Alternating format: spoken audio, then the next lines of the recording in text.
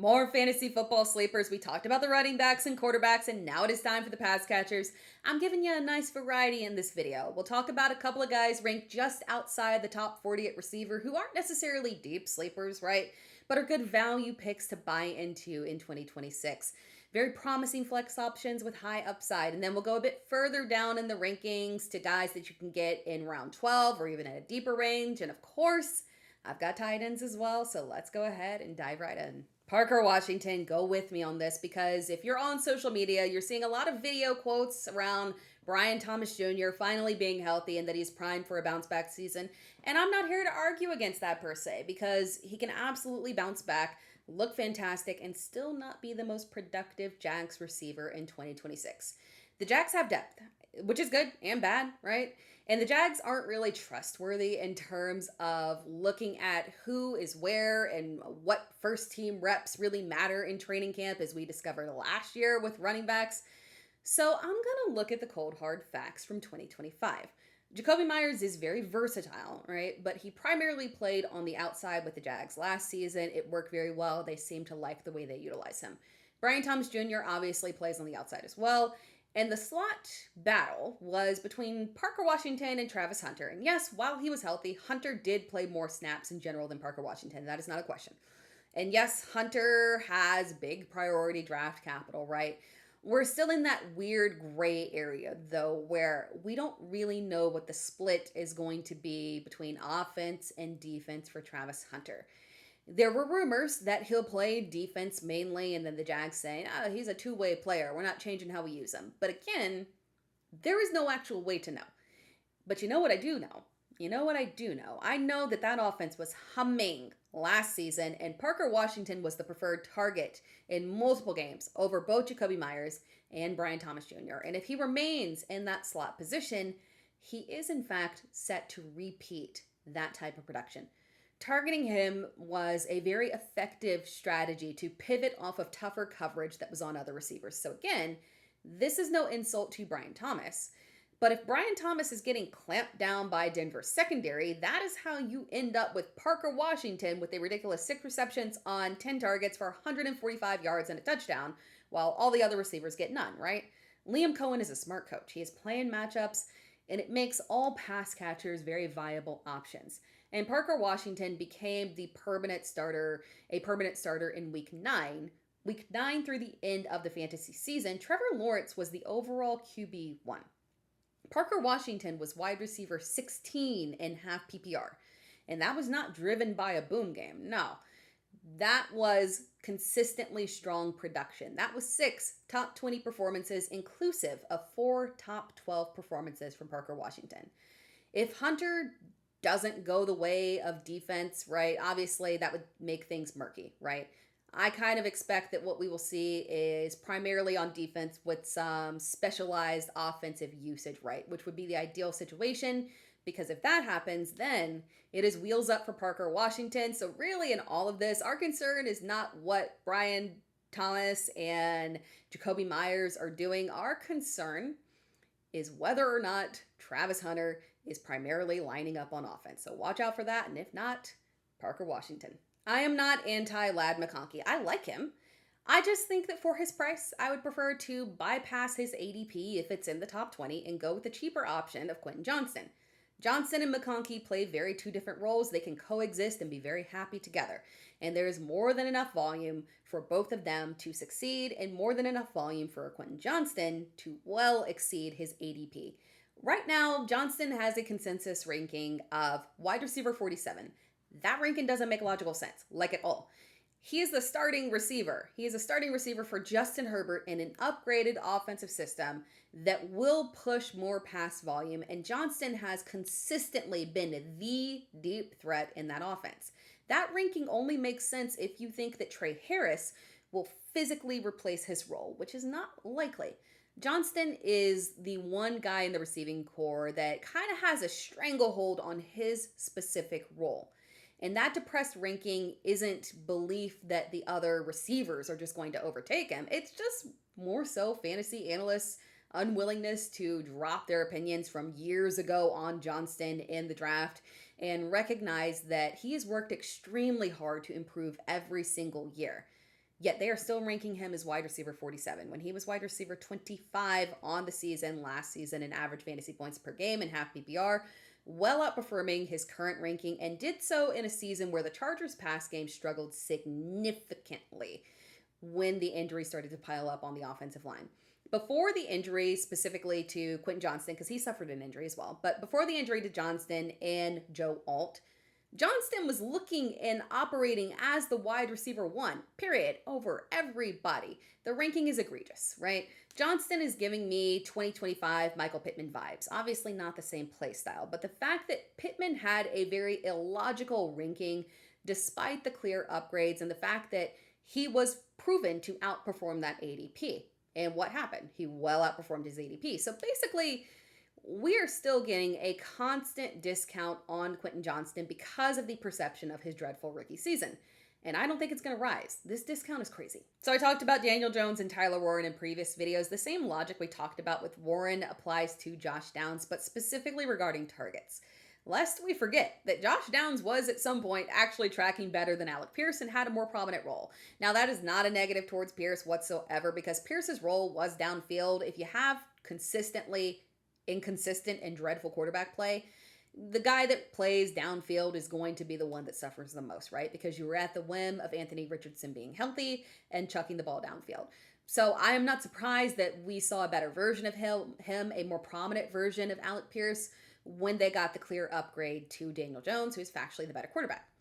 Josh Downs being pushed into a less prominent role wasn't really related to Alec Pierce being pushed up. It was just more so a math issue, and specifically Tyler Warren coming into such an aggressive target share last year. Unfortunately, it meant that Downs was the odd man out because of alignment. So Pierce was able to dominate in the deep looks, and then the short and intermediate area was a dogfight with Tyler Warren and Michael Pittman, and Josh Downs was just at a disadvantage.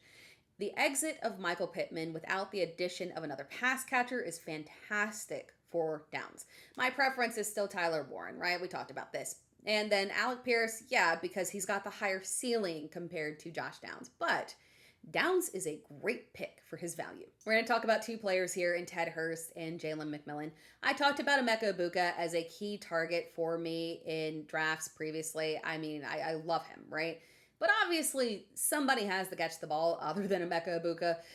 Chris Godwin has been the preference in theory in the past, right? For sure. But he's 30.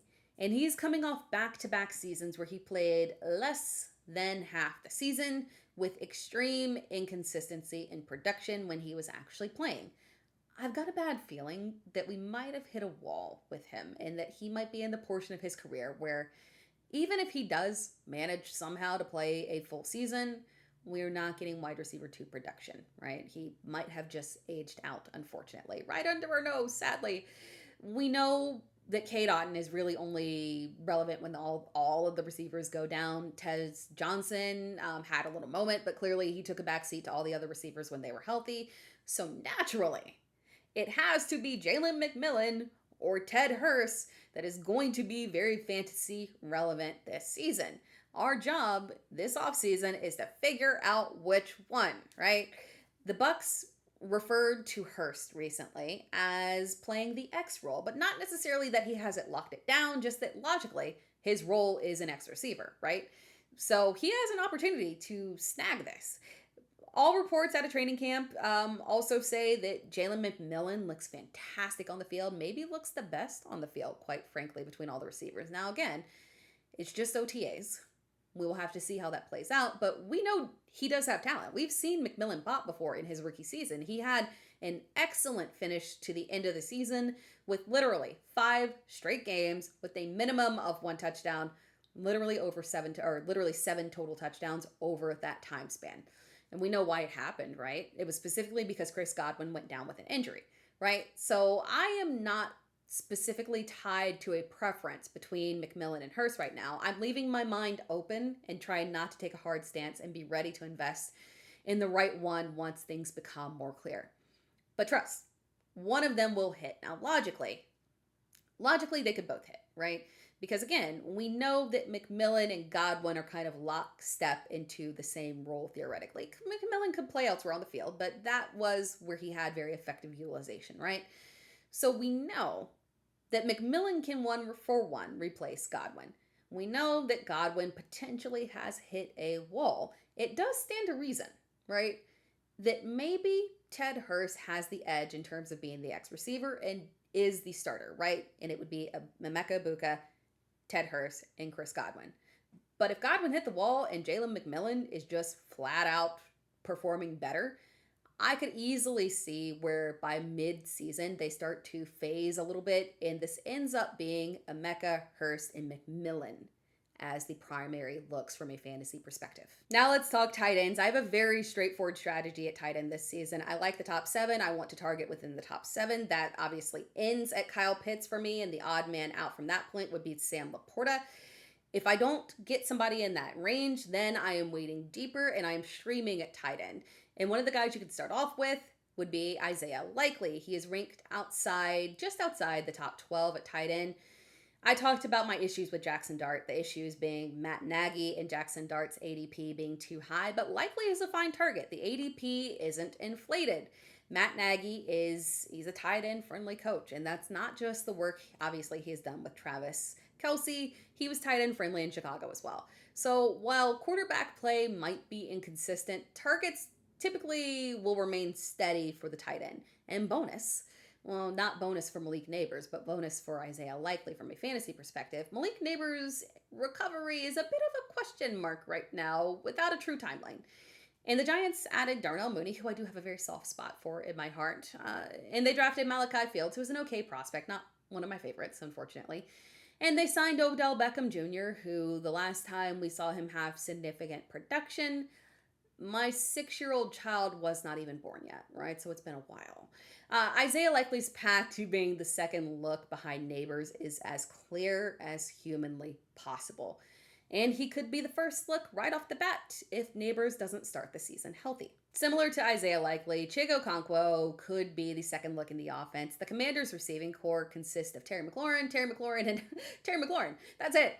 And seeing as how I am certain that Jaden Daniels will throw the ball more than 130 times to Terry McLaurin if he plays a full season, someone else has to catch the ball. Chig has not been a big volume guy, but that's less about him and more about circumstances. The capability is there. Washington clearly doesn't trust Ben Sinnott. They've got to replace Zach Ertz's production, and oddly enough, Ertz had more fantasy relevancy over the past 2 years in Washington than Okonkwo had in Tennessee. Imagine what Chig can do with that volume, with a healthy bounce back from Jaden Daniels. He has top 5 upside. Now, side note here, we could also include Antonio Williams on this list. I would like to see more of him once we get into July and really know how the Commanders see him within the offense. So right now, he's more of a deeper sleeper who could realistically be the second look in this offense. So we'll keep our eye on him. Just a note there. And Jake Tonges, you're going to hear a lot of positive words regarding George Kittle's timeline. That there's optimism that he could be ready by week 1. The 49ers are not exactly known for giving the most accurate timelines.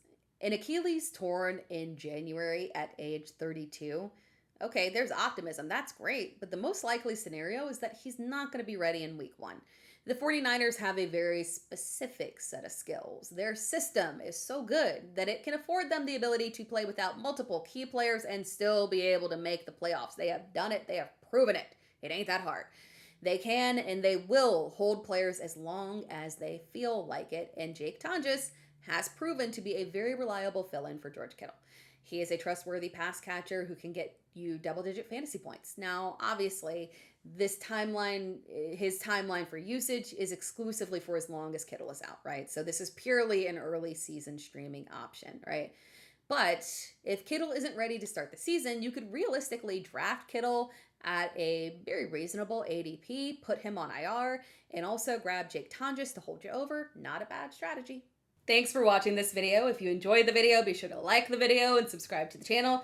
You can find me across all social media platforms at It's Tara Time. I am also live every Wednesday on YouTube at 8 p.m. EST, so make sure that you stop by and chat. It is always a good time. You can ask me any questions that you want.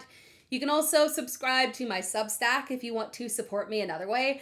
And if you are looking for new fantasy football tools in 2026, look at Player Profiler. You can use my promo code TARA for 25% off at Player Profiler.